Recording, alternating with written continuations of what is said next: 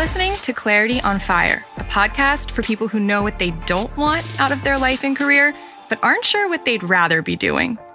In a world where it's easy to exist, but hard to feel alive, we, Kristen and Rachel, 2 certified life and career coaches, are here to help you cut through the information overload, get unstuck, and focus not just on how you can have a career you're passionate about, but how to create a whole life that feels fulfilling.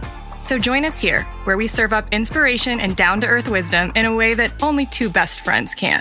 We want you to experience the relief of knowing that, yes, you're allowed to want more out of your life and career. And no, you don't have to wander through the dark anymore. Our job is to light the fire that shows you the way. Let's go.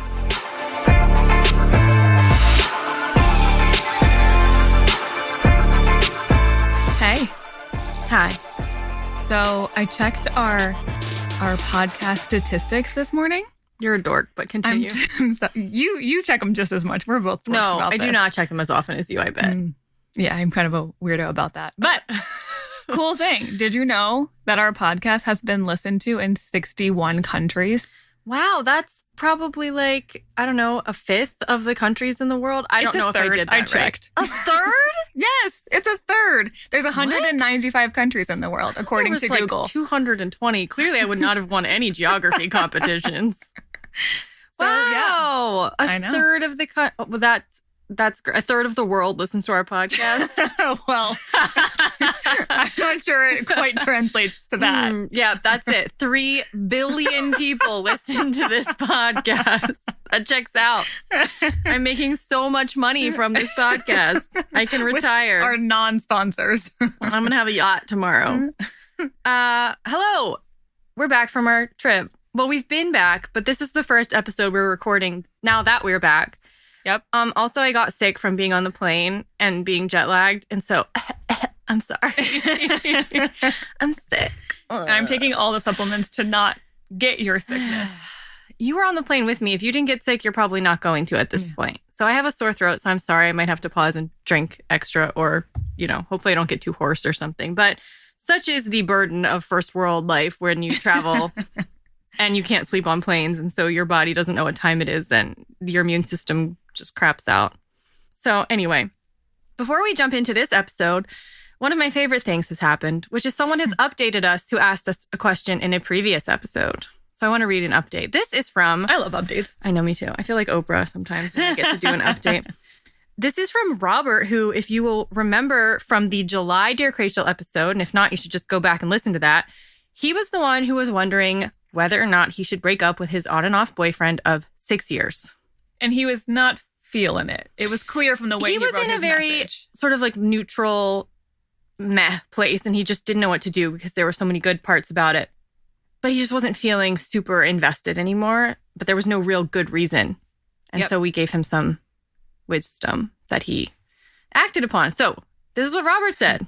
Hey, Krachel, thanks for answering my question recently on your podcast. Your advice was A+. I do like getting A's. Thanks, Robert.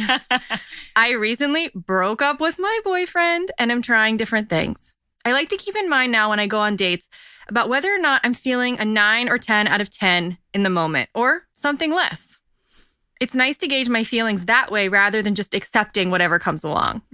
I like that, Robert. It's been a tumultuous time in my life as I'm now looking for a software engineering job in San Francisco. And now I have no boyfriend and I'm going on all the dates, things which I haven't done in a really long time. So it was great to hear your feedback. I feel supported and I'm trying to have more trust in the universe. Wow. Thank you, Robert. Thank you, Robert. I know. That was great. Also, I think that's an okay place to be. Yes, I think so. I think this is opening up a lot of possibilities in a lot of arenas of Robert's life. And that's kind of exciting, even if it's a little tumultuous, which is normal for any transition. Yeah. Yeah. You can be kind to yourself during a transition, as I'm learning now that I turned 30. And I have lots of emotions about it. I think that's partially why I got sick. Probably. Yeah, I really think it was. Okay. Shall we read the first question? Or rather, you should read the first question? And before I do, I just want to say, if anyone else who we've answered their questions wants to share an update, we love to read them. Right. So please let us know how our advice resonated for you and what's going on for you now. And if it was terrible and it didn't work, you can still tell us. I just won't probably read it on the podcast. Okay. Okay, so this first question is from Sera. My passion profile is Firestarter, but even before I took the test, I knew that my job and field, administration and receptionist work, isn't what I should be doing with my life. I'm anxiety-ridden and depressed. My job is draining my creativity and happiness, and it's affecting my home life. The environment is toxic, and the work is extremely boring and unfulfilling. I know this, and I cannot move past it. Fear is stopping me at every turn. Fear of failure, fear of success, fear of embarrassment, fear of being unable to pay the bills. I want to make income as a fiction writer and have written fan fiction, but I stopped there. I never publish anything for purchase. In a recent podcast, you mentioned the asker being upset because she isn't getting what she doesn't want. I'm doing the same. I get upset when I don't get other jobs I've applied for, but in my heart, I know I don't want any of those. I want to publish and make an income. And yet, here I am, 10 years later, in the same position and unhappy as ever. I must move, but I'm paralyzed. What if I make the leap and publish something only to find out that I can't hack it? I'd be crushed to have to live the rest of my life doing meaningless work for thankless bosses. But I'm doing that anyway, aren't I? It feels like an endless circle. How do I get out of my own way? Sera. Okay, Sera, I love you. And I got to tell you something. You're not hacking it now. I have to say, you are not hacking it as a writer right now because you're not writing and you're not publishing. And I think that you already know that because you pretty much admitted it at the end of this email. Yep. You already said, like, I'm already doing this. I'm already sort of living the worst nightmare, which is just in a series of, thankless, soul-sucking, miserable jobs that you don't have any creative fulfillment out of. And so I know that it sounds like the easy thing to say, to be like, you're already sort of living the worst case scenario. So why does it hurt to just try something? I understand that feels like the easy way out, but I also feel like I would be remiss not to just kind of lightly slap you with it. Well, and look, I get that it feels like it could get worse, right? Because right now you're not getting paid for your writing. Maybe you're not even writing hardly at all.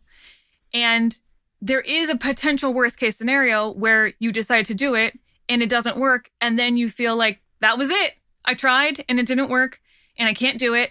And at least now there's this hope, right? At least now you're living your worst case scenario, but there's the hope that maybe one day it would be different. And if you try it and it doesn't work, then it feels like your hope is squandered. I'm imagining that's why it feels bad.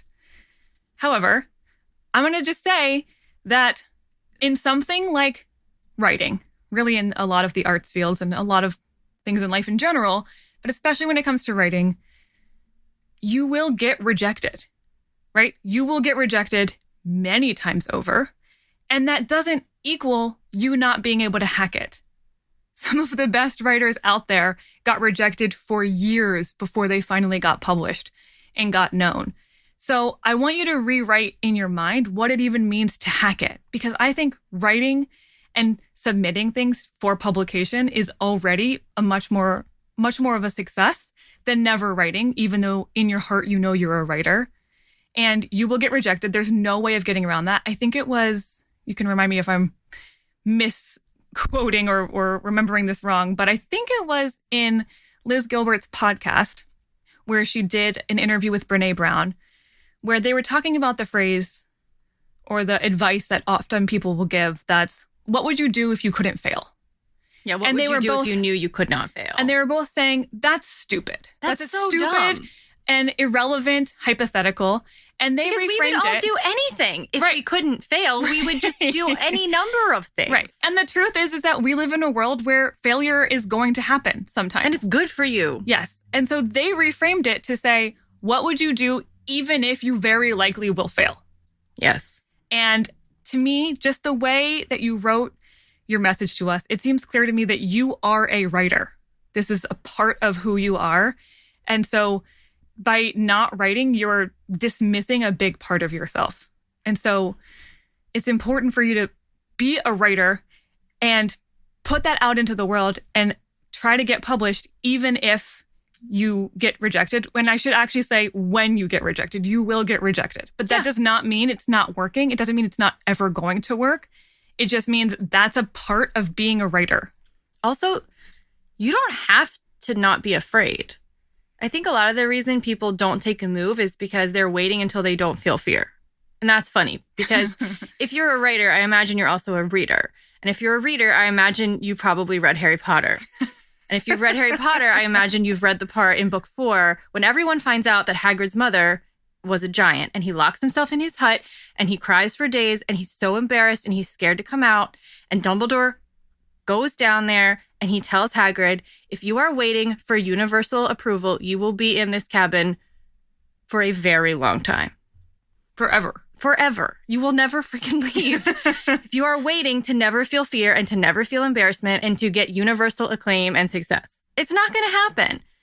Also, I think you're putting a lot of pressure on the idea of writing to be the thing that pays all of your bills and makes you super happy and is like your passion and your path and your purpose, which is understandable. But I think that pressure is making it hard for you to begin. Yes. Because it feels very high stakes.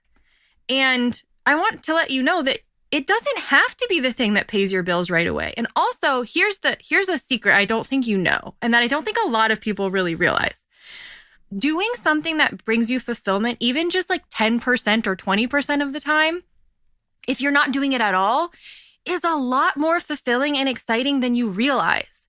And it can be enough to make the other parts of your life that are not going so well, or they're kind of dull, or they're boring, or they're unfulfilling. It can really offset it much, much more than you realize. It can be a concentrated dose of fulfillment. And so I think right now you're like, well, if I can't do it 100% of the time and it can't pay my bills, then what's the point? And because it's so high stakes, how am I ever going to get it to the point where it can pay all of my bills? That seems impossible. That's such a high bar. So if I fail, then I'm really failing. I actually don't think you need to start there. I think you need to start a lot smaller and work your way up to that and prove to yourself that you can do something a little bit scary. Maybe not something that's quite crazy, that's scary, but something that's just a little bit more reasonable. And also, I really expect that if you do something that's creatively satisfying and allows you a self-expression that you're not allowing yourself right now, I think you're going to be a lot happier than you realize, even if you're doing it a small amount, even if you're trying just a small amount.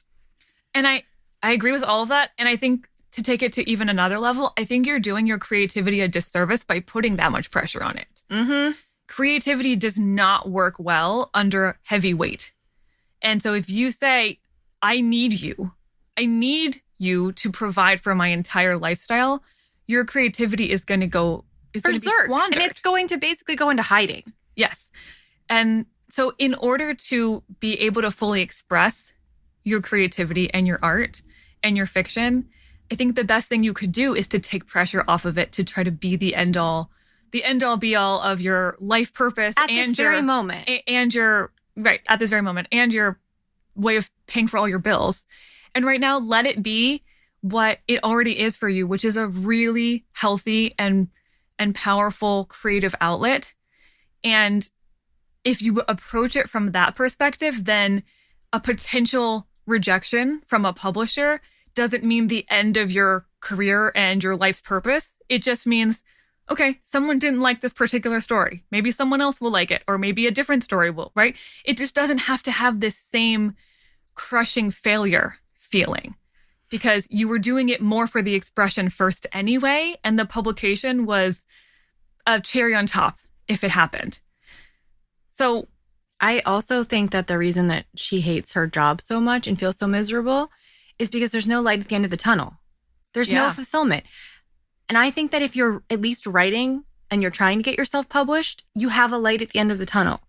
And you have a kernel of enjoyment and creativity in your life. And right now, I think the reason you probably feel so drained and unfulfilled is because you don't have anything.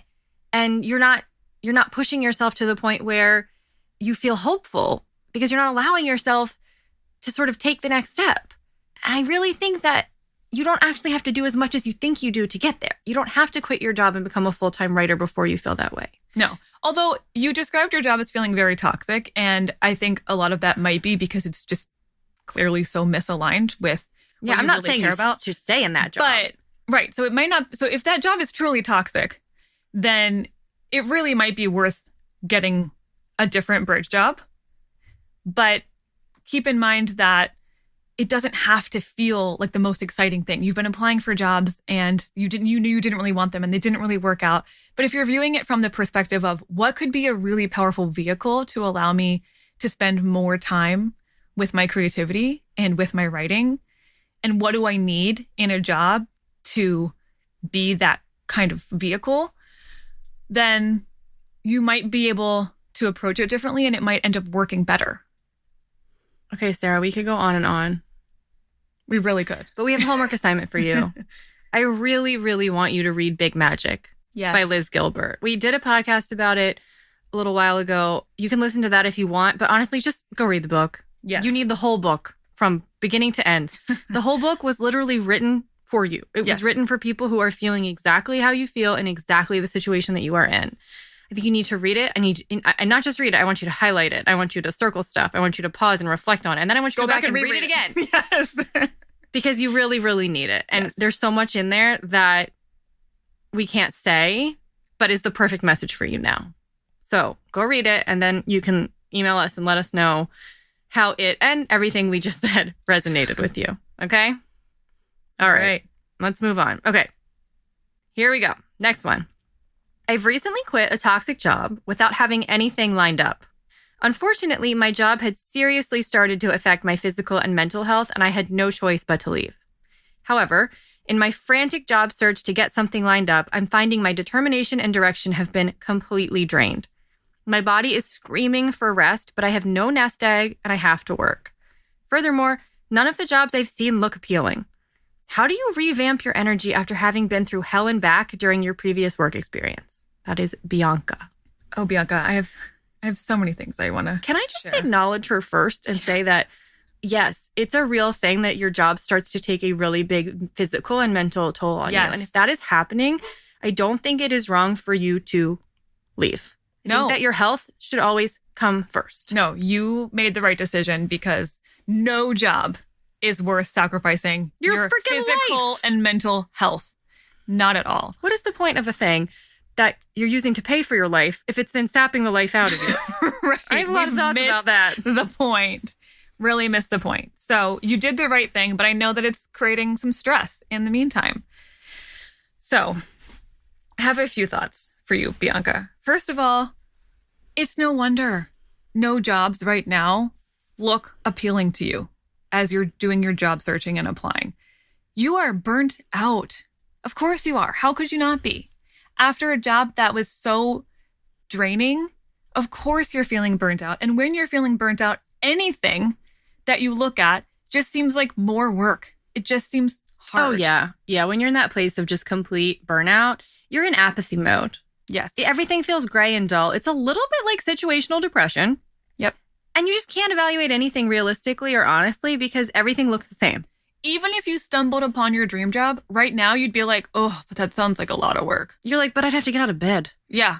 And I feel that. I get that on a deep cellular level, man. I get it. Yeah. So we want to give you permission right now to not put the pressure on yourself to get your dream job right now. Right now, the most important thing is to take care of yourself in all of the ways. So if that means clocking in and clocking out, at a bridge job for a little while just to get the bills paid and just to let you rest and recuperate, that might be the very best thing for you. Yeah, and in an environment that's not toxic. Yes.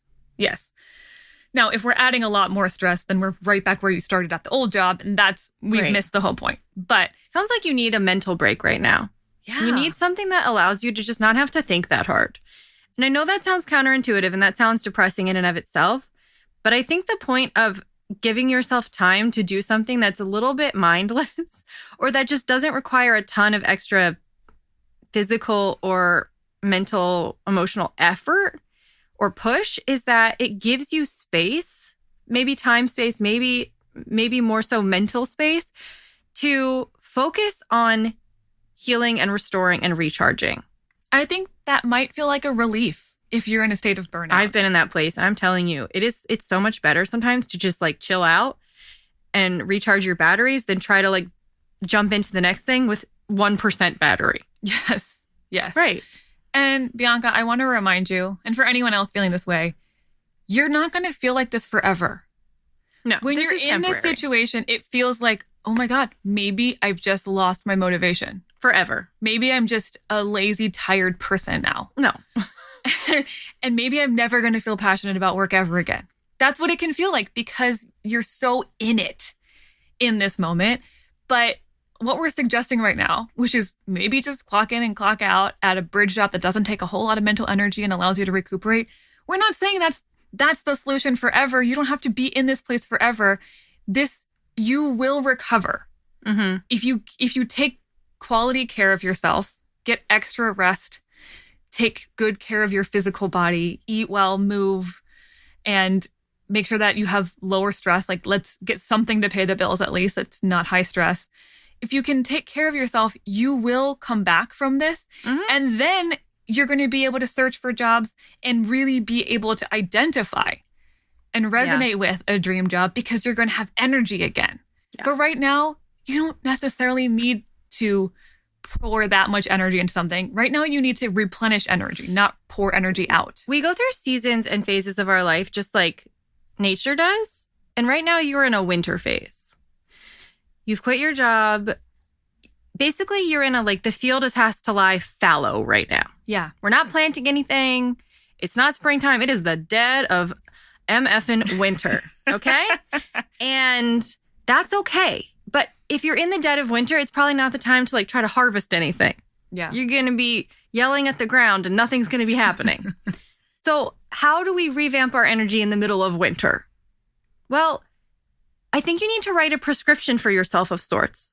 And everyone has a different, sort of list of ingredients that is helpful to them to restore their energy. And for you, that's going to be different. I think for everyone, getting extra sleep is really important. So what might that mean? Does that mean going to bed earlier and going to bed at 10 instead of 11? Maybe.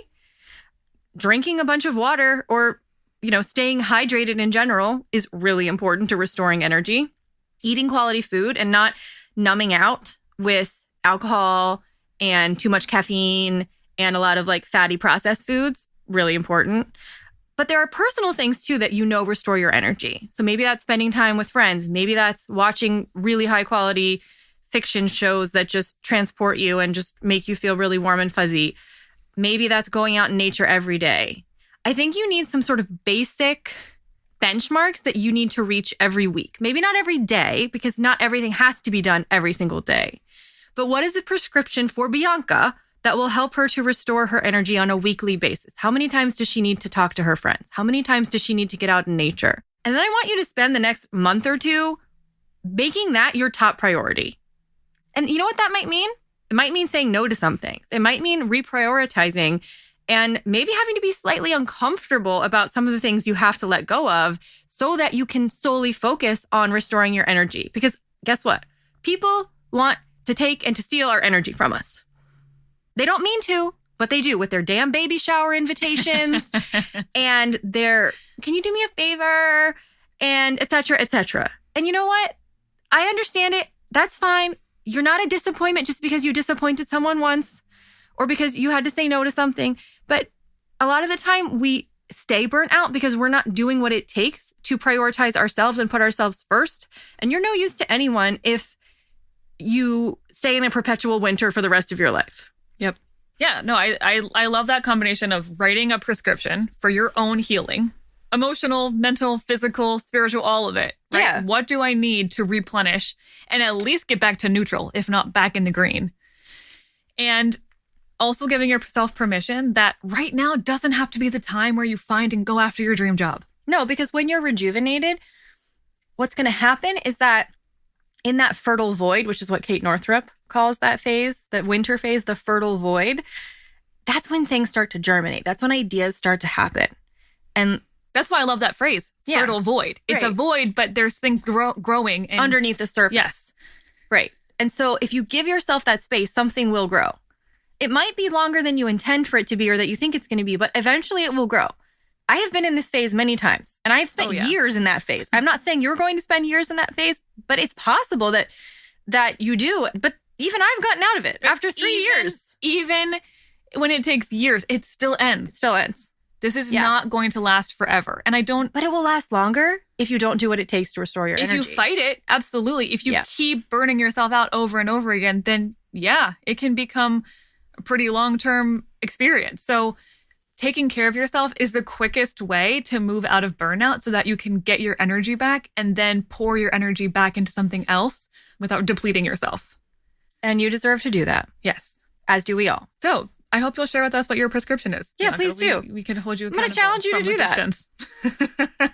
And if anyone else feels that they need to do that, you can comment on this episode. Link will be in the description of the episode, and you can tell us what your prescription for your own damn self is. All right. The next two, we actually have 2 more questions, but they're very similar. And so I decided to address them both. Do you want to read the first one? I think you can read the first one and we'll answer it. Yeah. We don't want to get too confused, but they're very similar. They're similar, but I have a little bit of different things that I want to share with each of them. Okay. So let's do one at a time, but you'll see why we put them together. Yeah. So the first one is from Laura. I've been thinking lately about my tendency to want to do... Oh, I forgot her little intro. She had a really nice intro. She says, "Hi, Krachel." Kristen wanted to read the part where she compliments us. Yeah, of course. She says, "Thank you both for all your amazing work. It's been such a pleasure to read and listen to your down-to-earth wisdom. And I hope you're enjoying your trip and or birthday." Thank you. We did enjoy our trip and Rachel's birthday. Thank you. I did. I received a free piece of carrot cake by accident on my birthday in Edinburgh, and it was delightful. And I probably am suffering from all of the cake. Within a 24-hour period, I ate carrot cake, cheesecake, and apple pie. It was less than 24 hours. And I had a delightful time. Happy birthday to you. Woohoo. And I probably weigh 20 pounds more now. No, probably not. Surprisingly not, because I walked so much. I walked so much. Okay. Okay, Laura, thank you for that. She says, "I've been thinking lately about my tendency to want to do something, a project, a trip, a life transition, etc. But the not yet feeling that I need to wait for the right time to do it is coming up. I'm always hesitant to jump right into something I think I want to do, usually for fear that I won't like it and thus will have wasted my time and money or have trouble finding anything else that I will like. I know many people, on the other hand, who jump at every idea or craving they have. My friend will pursue almost every idea she likes, often switching too quickly between them to make any real progress or stability in any of them.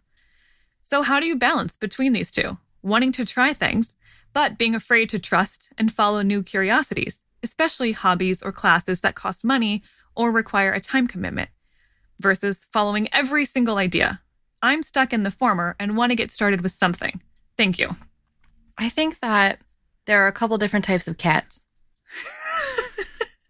Continue. One is a scaredy cat, which is how Laura is feeling. Mm-hmm. And then there's this spazzy cats. And they're like, ooh, sunlight, ooh, a yarn, ooh, a mouse. Or those little lasers that cats love. Right? I don't actually have a cat and cats don't like me, but I feel like there are spazzy cats. I feel like someone can vet that for me. And I know there are scaredy cats, just like there are scaredy people and scaredy dogs. Yeah. And so your friend sounds more like the spazzy cat. And Laura's just like, how can I be a normal cat? How can I walk that line between being a spazzy cat and a scaredy cat? And I understand that. So, okay. I think what you're asking, Laura, is how do I know if something is worth giving my time and energy before I commit to it? Because I think there are some things that I might want to try, but I don't know. And so I keep holding back. That's a normal scaredy cat move, right? Right. Is I'm afraid to choose wrong, and so I don't choose at all. Right. And the sort of spazzy cat option is get distracted. Right. Just do it all, say yes to everything, have no discretion whatsoever, discernment, but then never make progress doing anything because you're making millimeters of progress in a million different directions. Yeah. Not helpful. So what I think a normal cat move would be... Wow. We have really descended to a new level. I think the middle ground here is maybe to have some filter questions to run things through. Right? So maybe you ask yourself, how is this going to make me feel? Or does this align with a bigger vision that I have for where I want to go? Or is this a 9 or 10 out of 10? Yeah. 9 or 10 rule. A great thing in Greg McKeown's book, Essentialism. I actually think you're doing a very good job of describing stuff that he writes in Essentialism. So if you'd like to read Essentialism, I think you'd enjoy it. Yes. Some more homework. We're just doling out books like book fairies. Maybe in my next life I can be a book fairy. Is that a thing? I think we're kind of being book fairies by having our little I know, book but clubs. I like the idea of doing it full time. Okay. So yeah, essentialism is the idea of that millimeters of progress in a million different directions is a very unessentialist thing that he talks about in that book. And so to be essentialist means to focus and to prioritize. But in order to do that, you have to be able to know how to assess your choices and to know what's worth my prioritization, what's worth my focus. And the 9 out of 10 rule is something he talks about in that book that we teach to all of our clients because it's so handy and it comes in so useful. We've talked about it before in various episodes, I'm sure. But basically, it just goes, rank the options that you have or the option that you have in front of you. A 10 out of 10 is, this could not be better. I am so friggin' jazzed. This is a dream thing. This can be for job decisions. It can be for stuff you buy at Target so that you don't go in to buy face wash and end up with $200 worth of scarves and shoes. Raising my hand. Exactly. I mean, they do it. They know how to psychologically manipulate you at Target and it works. So often you'll hold up a dress or a shirt and be like, I don't know. Maybe this is kind of cute. It's kind of cute. It's my size. Sure. It's like an 8. The 9 out of 10 rule says if it's not a clear yes, like a hell yes, then it's a no. If it's not a 9 or 10 out of 10, it's a no. And you don't have to know why you feel that way. You don't have to rationalize it. In fact, if you find yourself rationalizing it, then that's the evidence it's not a clear yes or no, because you don't have to rationalize things that are clear yeses. In the update we shared at the beginning, Robert mentioned this. He said on his dates, he's checking in with himself to say, does he feel a 9 or 10 out of 10 about this person? And if he doesn't feel it, he doesn't go out with them again. Mm-hmm. It's very essentialist and efficient. I will say, there are some times where you don't know fully if something is going to be a 9 out of 10 unless you try it. Or a little bit, at least. You try a little bit. Dip your toe in. So maybe if you're interested in taking a class, and you don't know yet if it's going to be a 9 out of 10 because you have never been in this class and you don't really know what it's going to be like, maybe you talk to a teacher. Maybe you see if you can connect with a student who's taken that class before. Maybe you read some reviews. Maybe you sign up for the class, but there's a refund policy within the first 2 weeks, so you give it a try. So I think there are ways of saying there's sometimes when you just know it's a 7. It's a meh, it's fine. In which case, don't even bother.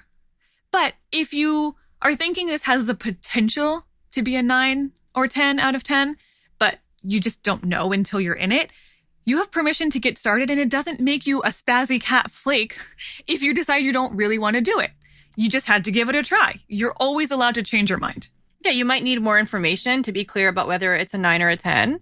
And if it's not, there's nothing wrong with you for saying, okay, I tried it and I'm not feeling like that excited by it and it doesn't feel like a hell yes, so I'm not going to do it anymore. Right. It's okay to move on. It's not spazzy. We could keep talking about this, but we have another question that's related. So I'm going to read that now. Okay. Dear Krachel, how do you pick which career path to follow when you've got 3 choices that are all equally appealing, satisfying, and appear to be achievable? I've been trying to choose between these 3 for the last 6 months. They're all totally different and would all be equally fulfilling and creative in different ways. The problem I'm facing is that I feel pressured to make a decision, so I'll choose option A. Then 2 months later, I'll go back to option B. Then option C starts looking like a better option, and the cycle begins all over again. How do I make a decision and then actually stick to it? Thank you guys so much. I super appreciate all you do. Smiley face, Amanda. Well, Amanda, the 9 out of 10 rule applies to this as well. Well, it sounds like she might have 3 9s. It may be. At first, I want her to not assume that. I want her to actually go through and rank, on a scale of 1 to 10. I don't need you to think about it that much because this is a gut thing. And I think that if you look at each option, you'll be able to say, feelings-wise, that feels like a 7, or that feels like an 8, or this feels like a 5, or whatever. I don't think you actually have to analyze it that much. I think you just kind of know. Mm-hmm. And your first gut feeling is usually right. But there is a chance that you have like 3 9s or 3 10s on your hand here, in which case I can understand why it would be a really difficult decision to try to make. Well, in which case you can't choose wrong.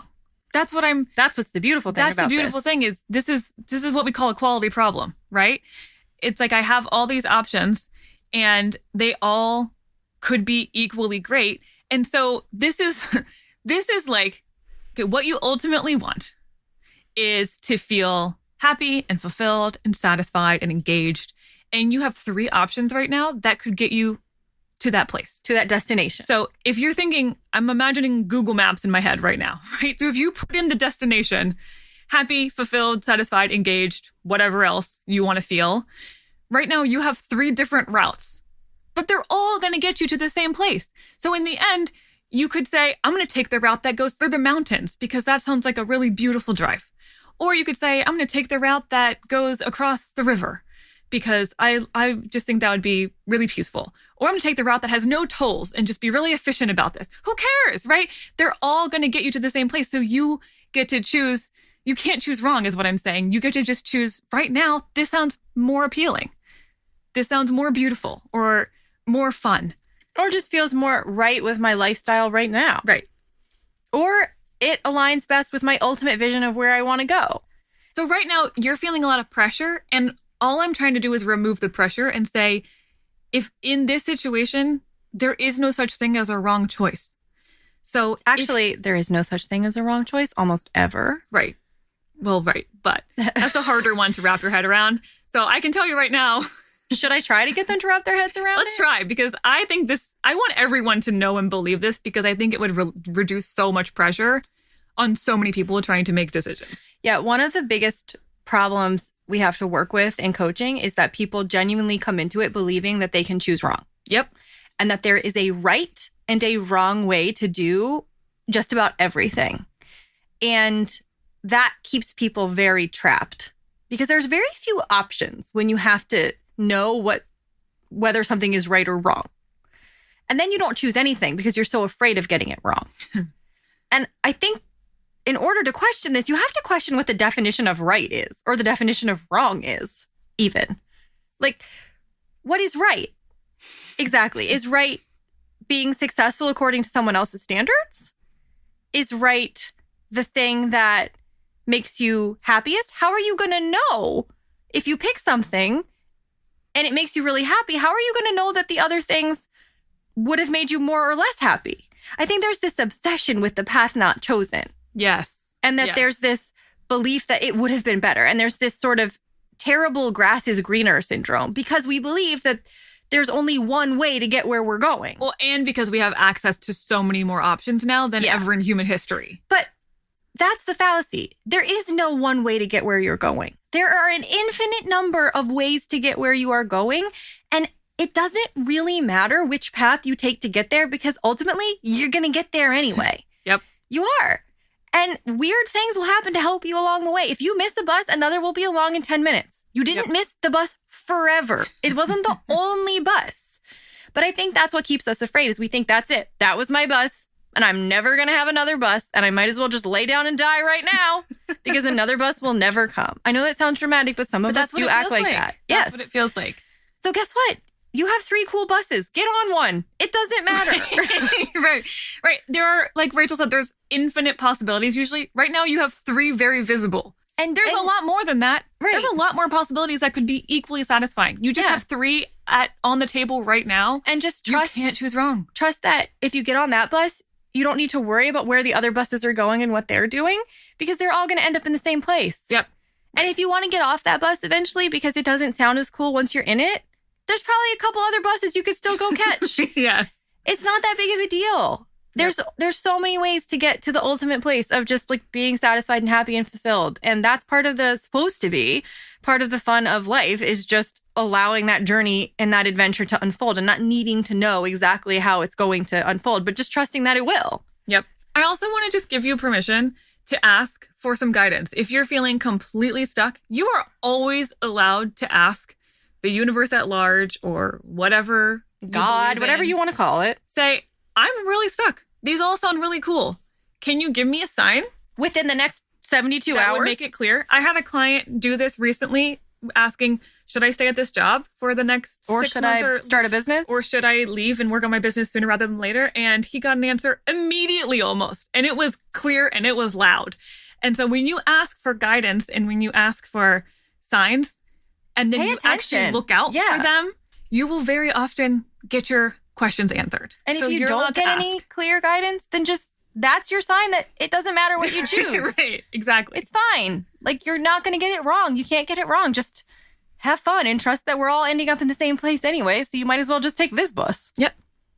Okay. I hope we've relieved a little pressure. I hope so. I mean, sometimes I think if I just talk at people long enough, I can exhaust their fear. And then they just give up and they're like, all right, fine, I'll do it. That's my strategy. It's my trademark. It's one of our coaching methods. We should train people in that. Exhaustive coaching. Your fear's like, just stop. Just oh my God, just shut up. I'll do anything if you just shut up. Okay. So it is September now.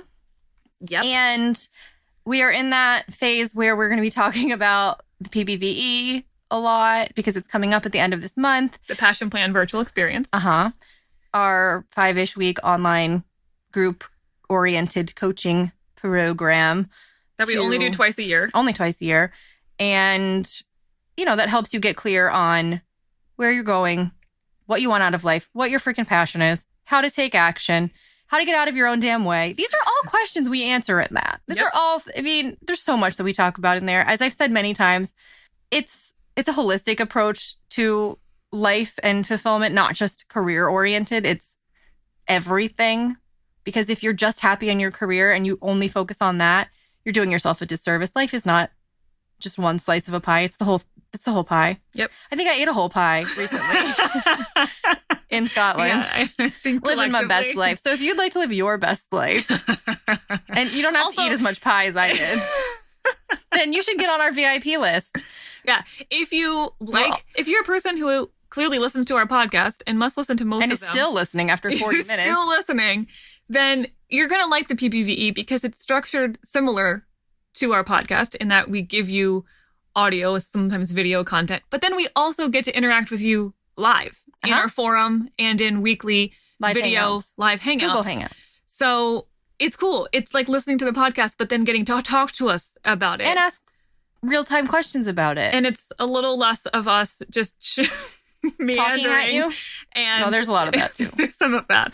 But it's structured. The more hand-holding for sure. Yeah. More personal attention. So yes. And we only take 50 people. We should have said that at the beginning. Yes. There's a limit. And it's because we're so connected to the people in the group. I should say it's not an application-based thing. It's a time-based thing. It's like first come, first serve. Yep. Once we hit that number, we're done.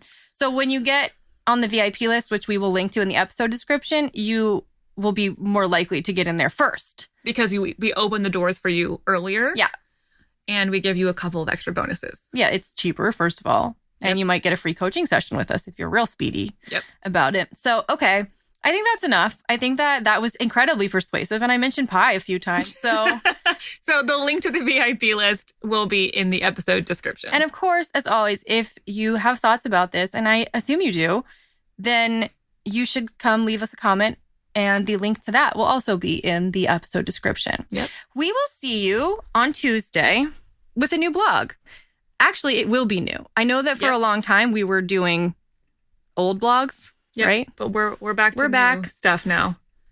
Anyway, I don't know whose it is, and Kristen's calendar isn't working, and I'm trying to press the button, and it's not working. It'll be a surprise for all of us. It'll be a new blog on Tuesday, and that's all you need to know. Yeah.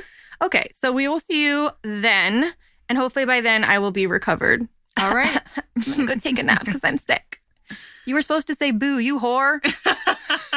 Mean Girls reference. I missed it. Okay. Bye. Bye.